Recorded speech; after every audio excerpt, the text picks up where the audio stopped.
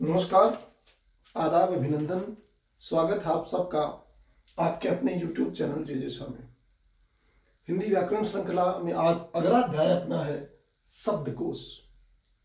शब्दकोश जो है उसे डिक्शनरी कहते हैं।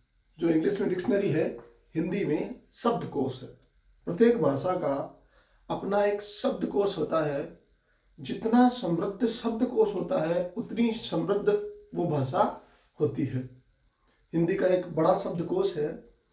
यदि इससे संबंधित शब्दकोश, यदि प्रमाणिक शब्दकोश की आवश्यकता हो तो आप राजभाषा विभाग अपना है, उससे डिक्शनरी आप डाउनलोड कर सकते हैं। पहले नागरिक प्रचारणी सभा भी इससे संबंधित डिक्शनरियां जारी करती थी। अब वर्तमान में राजभाषा विभाग है, वो इसकी डिक्शनरी जारी करता है। अब वर्तमान में हम बात करते हैं शब्दकोश की। डिक्शनरी तो लिया है आप, शब्दकोश लिया है मतलब डिक्शनरी आप लिया है। हिंदी की, इंग्लिश की हो तो आप सीधा सा पता कर लेते हो साहब, ए है, ए के बाद बी है, बी के बाद सी है। तो यहाँ ए के बाद बी के बाद सी ऐसा नहीं होता है। इसे समझने के लिए एक तरीका है, वो आपको बताऊं क्या है। यहां शब्दों का जो कर्म है उसमें सबसे पहले चंद्र बिंदु वाले शब्द आते हैं। आप इसे भूल जाओ, अनुस्वार ये बातें नहीं। सबसे पहले चंद्र बिंदु, फिर उस चंद्र बिंदु के बाद स्वर आगे ए आ, फिर अनुस्वार आगे जिसमें ऊपर बिंदी लग गई है, और अनुस्वार आने के बाद आपका विसर्ग आ गया है। विसर्ग के बाद व्यंजन आ गया है और उसके बाद संयुक्त अक्षर आ गया है। देख लें किस प्रकार इनका कर्म होता है। फिर हम पता करेंगे शब्दों को लिखते कैसे हैं और उनको कैसे पता करते हैं, कैसे ढूंढते हैं उस डिक्शनरी में। तो हम क्या करते हैं कि एक शब्दों का जो कर्म होता है, यानी अनुशासनात्मक कर्म, उसे हम कहते हैं शब्दकोश। कोश ऐसे भी लिख देते हैं, कोश ऐसे भी लिख देते हैं। तो कर्म है अनुनासिक, स्वर, अनुस्वार और व्यंजन। अब अपने को यूं याद रखना, चंद्र बिंदु है सबसे ऊपर ही है ना, चांद सबसे ऊपर, मतलब चंद्र बिंदु आ गया। फिर उसके बाद हम लिख देंगे स्वर, लिख देंगे अनुनासिक, लिख देंगे उसके बाद स्वर, स्वर के बाद अनुस्वार, फिर विसर्ग, व्यंजन। तो देख लिया लिख के भी अपन, ये देखा ए के ऊपर चंद्र बिंदु, फिर ए, फिर आ, ये करके ये कर्म लगातार चलता रहेगा। अनुस्वार की बात कर ली तो ये भी आ जाएगा आपका इस प्रकार, इस प्रकार लगातार जारी रहेगा, इस प्रकार आता रहेगा। ठीक है। फिर विसर्ग की बात की जाए तो विसर्ग का चिन्ह तो यह होता ही है, किसी के पीछे लगा दिया जाए। मान लीजिए ये है आह। व्यंजन की बात करते हैं तो व्यंजन हो गया मित्रों के, ख, ग, च वर्ग हो गया, त वर्ग हो गया, त वर्ग, प वर्ग, फ वर्ग, फिर ये हो गया, र हो गया, स हो गया। ये सब इस प्रकार। संयुक्त अक्षर क्या है? हिंदी में संयुक्त अक्षरों की संख्या बहुत है। जैसे हमने सुना गुरुजी आज तक 4 होते हैं, आज आप कह रहे हो कि खूब होती है। हाँ, वास्तव में संयुक्त अक्षर बहुत होते हैं इस हिंदी में। किस प्रकार होते हैं? जैसे लिख दिया जाए क्ष, त्र और ज्ञ, क्ष, त्र, ज्ञ। तो ये संयुक्त अक्षर तो हम जानते ही हैं। आप ये नहीं जानते, द के नीचे द है, फिर जैसे क्र है, प्र है, श है, आगे अन्य और भी संयुक्त अक्षर होते हैं। हम क्या करेंगे, अभी देखते हैं कुछ शब्द लिखकर और फिर उनका ये पता करते हैं कि किस प्रकार संयुक्त अक्षर से और इनसे ये शब्द बनते हैं। उन्हें हम ढूंढते कैसे हैं इस डिक्शनरी में। जैसे मैंने लिख दिया यहां पवन, पहला लिखा पवन, एक लिख दिया कमल, एक लिख दिया है गोपाल,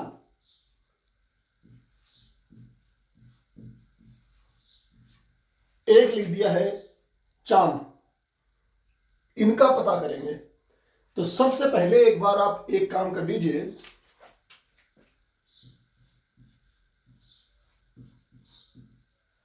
एक नंबर पे आएगा ना ये,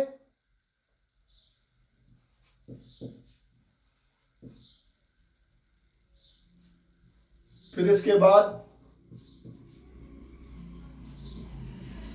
ये आएगा,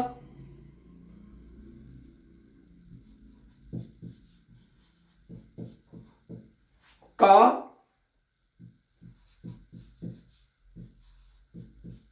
का,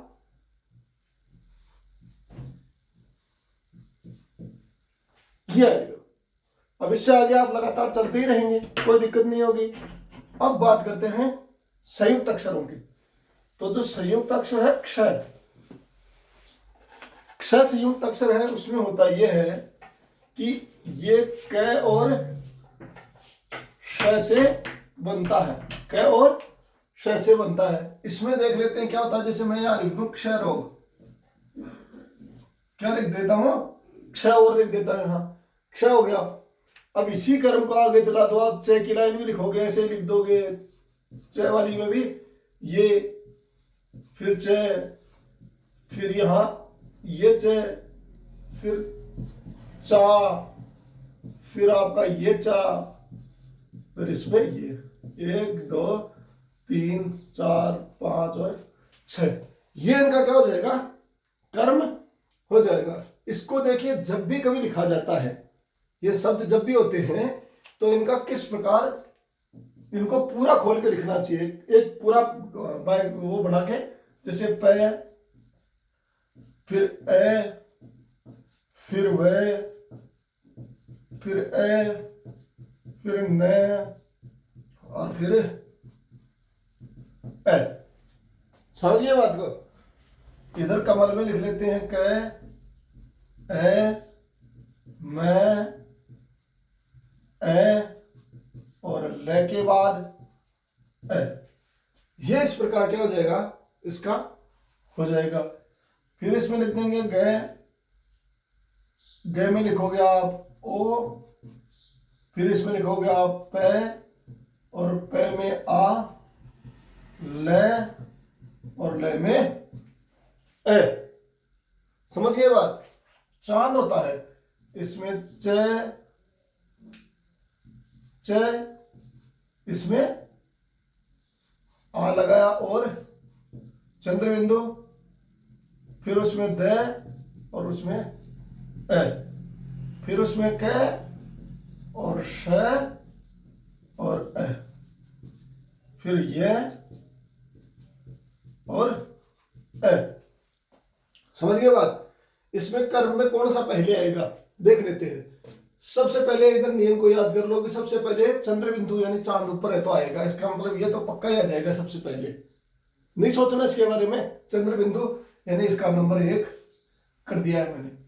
फिर उसके बाद आगे चिंता हो गई ये, तो इनमें कोई अनुस्वार तो नहीं है, बोला नहीं है। स्वर तो नहीं है, बोला नहीं है। तो चलिए आगे देखते हैं इसमें। अब इनमें सबसे पहले प, क, ग, च, तो ये तो हमने क्लियर कर ही लिया अक्षर भाई, ये तो ले लिया चंद्र बिंदु कारण, अलग ही कर लो इसको। अब इनमें देखिए सबसे पहले क्या है, क है, इसमें आ गया क, और इसमें भी आ गया, तो पहले यही लिखेंगे ना भाई। तो ये लो जी 2 नंबर। फिर इसके बाद बात करते हैं आगे, क के बाद ख, ग है, पर यहां क्या आ गया ना, पहले क्या आ गया, तो इसका नंबर 3 कैश है, क्ष हो गया। फिर उसके बाद क्या आ गया, क ख ग, तो इसका नंबर 4 हो गया। और उसके बाद है पवन, तो इसका 5 हो गया। इस प्रकार क्या किया जाता है, इनके कर्म निर्धारित किए जाते हैं। स्क्रीनशॉट लो। उसके बाद मैं आपको कुछ और उदाहरणों के साथ समझा देता हूं, चीजें स्वतः ही क्लियर हो जाएंगी।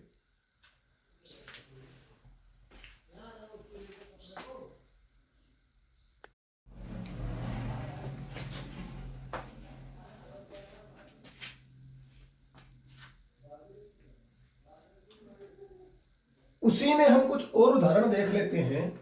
जैसे चांद है, अमन है, कमल है, अंत है। तो इसमें क्या किया जाता है, सबसे पहले तो इनको पूरी तरह से खोल के लिख लो, और इनका पूरा जब खोल दोगे शब्दों को, तो आप ये देख लेना कि इनमें जो अपना नियम चल रहा था क्या, सबसे पहले चंद्र बिंदु और बिंदु वाले आ गए, फिर उसके बाद आपका वो आ गया, विसर्ग आ गया, व्यंजन आ गया, संयुक्त अक्षर आ गया। तो ये अपने ऐसे खोल खोल के लिखने का पता चल जाएगा। जैसे इसमें सबसे पहले चांद आ गया, मतलब चंद्र बिंदु आ गया, फिर उसके बाद व्यंजन, ये स्वर आ गया ना डायरेक्ट ही भाई, ये 2 नंबर आ गया। फिर उसके बाद विसर्ग है इसमें, तो ये 3 नंबर लगा दिया, और ये 4 नंबर लगा दिया। सबको खोल के लिख लेंगे, पता चल जाएगा। ये तो सरल था, मान लीजिए कुछ हार्ड की ओर चलते हैं। जैसे मैंने लिख दिया क्षेत्र, ज्ञात, द्युति। जैसे लिख देता हूं त्रिभुज, काफी होंगे, एक और ले लेते हैं श्रोता। श्रोता लिख दिया मैंने। अब देखिए क्षेत्र का विच्छेद कर लेते हैं, अपन खोल लेते हैं इसको। क श ए, त, आगे की तो लिख लो खैर, त रे ए, ठीक है भैया। फिर इसी प्रकार गे का कर लो, ज न्या आ, क्योंकि क्या है। फिर आप कर लोगे इसमें त और ए कर लोगे। अब द्योति, इसमें द्योतियों में करोगे द, य, उ, त, ई। समझ गए बात। फिर त्रिभुज में करोगे त, र, ई करना पड़ेगा ना, यहां त्रि है तो ई, भ, उ और ज और ए। ये है मित्रों इस प्रकार। श्रोता में भी कर लिया आपने, श, र, ओ, त, आ। ये है आपका कर्म। इसमें से अब चयन करना है कि कौन सा सबसे पहले आएगा। चलो अपनी इस बुद्धि की ओर। और देखिए उसने कहा था आपको कि यदि अनुस्वार आता है तो सबसे पहले, नहीं है इसमें विसर्ग आता है तो उसके बाद, विसर्ग नहीं है इसमें, स्वर आता है तो उसके बाद, नहीं है इसमें। अब बात करते हैं व्यंजन, और व्यंजन में सबसे पहले आता है क्या, क। तो ये क्या आ गया यहाँ पर, कोई है और में नहीं है, मतलब 1 नंबर कर दिया। फिर इसमें क के बाद में आ गया आपका ज, तो ये 2 नंबर कर दिया दोस्तों। फिर उसके बाद आ जाएगा क, ख, ग, ग। याद होना चाहिए पूरे 44 वर्ण है, उनका कर्म होता है कैसे, शुरू करके यहां तक आगे का जो है उसका कर्म होगा। श है, ये रे, ल, व, श। तो ये आगे तक पूरा ऐसे होना ही चाहिए कर्म, कैसे शुरू होकर अंत तक का कर्म हो। और क्षेत्रज्ञ कोई उनमें गिनती मत ले लेना, क्योंकि पहले भी हमने पढ़ लिया है। होता क्या है इसमें, द्योति तय है ना, फिर यारो तो तय का क्या करेंगे, त्रिभुज तय से होगा तय, और फिर है द, इसमें द आ गया ना, देखिए तो द मतलब 4 नंबर और श 5 नंबर। इस प्रकार आप देखते हैं कि हिंदी की जो शब्दकोश ढूंढने की विधा है उसमें इस प्रकार ढूंढा जाता है। जैसे ज्वर लिख दिया तो ये मान लीजिए ज्वर है, काला है,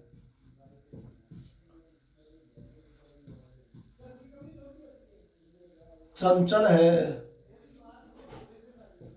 चाय है, इसको ढूंढ लेते हैं। तो अब देखिए सबसे पहले क्या करेंगे भाई, सबसे पहले तो ये देखिए कि इनमें अनुस्वार अनुनासिक कोई है क्या। तो ये रहा ना भैया, सबसे पहले तो इसको लिख दो, तो मतलब 1 नंबर लगा दिया। फिर उसके बाद जरूरत पड़ेगी आपको दिमाग लगाने की कि भैया अब इसमें स्वर ढूंढो, सिर्फ वो कि जिसमें स्वर हो, नहीं है। अब देखिए व्यंजन की बात करते हैं तो कैसे लेके स्टार्ट कर लो व्यंजन, वर्णमाला पूरी आनी चाहिए अपने को। तो वर्णमाला के अनुसार फिर इसमें आ गया साहब का, के बाद का आ गया, तो 2 नंबर लगा लो, क्योंकि और तो है ही नहीं। हाँ 2 नंबर लगा लिया। फिर उसके बाद आ गया इधर च और ज, तो यार ये च है तो इसका मतलब क्या करें, इस च को ले लें, या ज को, ज आता है ना पहले, पर नहीं, ये ध्यान रखना, आधा आ जाता है ना उसको तो सबसे अंत में कर लेते हैं। ये चीज मैंने आपको बताई नहीं, फिर बता देता हूं। जो आधा आ गया उसको अंत में कर दिया और यहां पर कर दिया मित्रों ये चाय, अंतिम हो गया ज्वर। इस प्रकार आपके ये और भी उदाहरण हो सकते हैं, इसको आप देख लेंगे।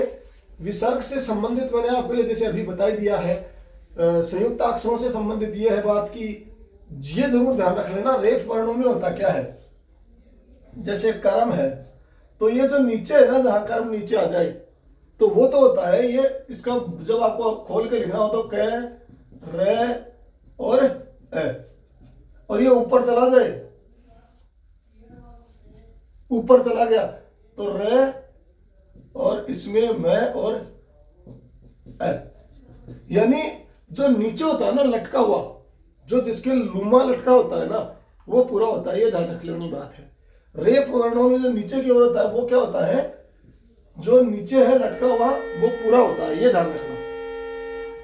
इस प्रकार आपकी आज की शब्दकोश श्रृंखला संपूर्ण होती है, समाप्त होती है। हम मिलते हैं फिर नए चैप्टर के साथ, तब तक के लिए धन्यवाद। साथ ही आपको बता दूं, इस YouTube चैनल को जरूर से सब्सक्राइब कर लें। NCERT का कोर्स हम डालने लग गए हैं, आप उसे भी अध्ययन करें, अधिक से अधिक चैनल को शेयर करें और लोगों को लाभ पहुंचाने का प्रयास करें।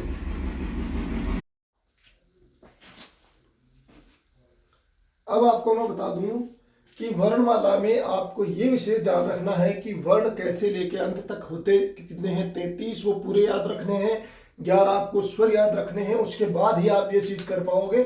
खास बात ये और है इसमें कि अब एक दो उदाहरण और ले लेते हैं। देखिए जैसे एक क्या कर लेता है, उदाहरण ले तो नहीं लिया, राम, श्याम, मोहन, इतने काफी है, ठीक है ना मित्रों। अब मैंने इसमें जो ये लिया है आप सीधा सा वैसे ही बता सकते हो, जैसे कि वर्णमाला के अनुसार क्या है, ये रे ले वैसे पे फे ब मैं, तो मैं आ गया यहां, इसमें स है, इसमें राम है। ज्यादा लंबा नहीं, मैं इसको इस आधे वर्ण के कारण ही बता रहा हूं। जहां आधा आ गया वो सबसे लास्ट में होगा, अंतिम होगा ये, और ये हो जाएगा नंबर 1 2। अब देखिए वर्णमाला याद है तो टकाटक कर लेंगे ना अपन। यहाँ अगर इसमें भी वर्णमाला याद होती तो अक्षय कर लो, यहाँ ज, यहाँ 2 नंबर कर दो, दयोती द नहीं 3 नंबर कर 4 करेंगे इसको यहाँ, क्योंकि त्रिभुज है, तय आ गया इसमें, इसका मतलब ये कर दिया।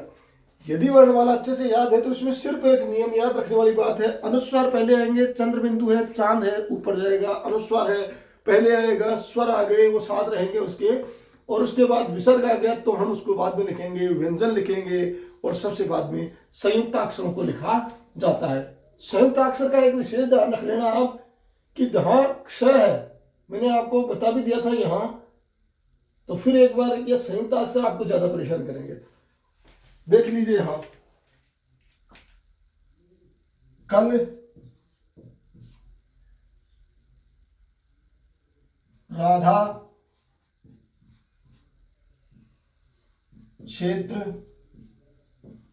पवन। इसमें एक संयुक्त अक्षर को लेकर दिक्कत है, वो भी मैं आपको यहीं समझा देता हूं।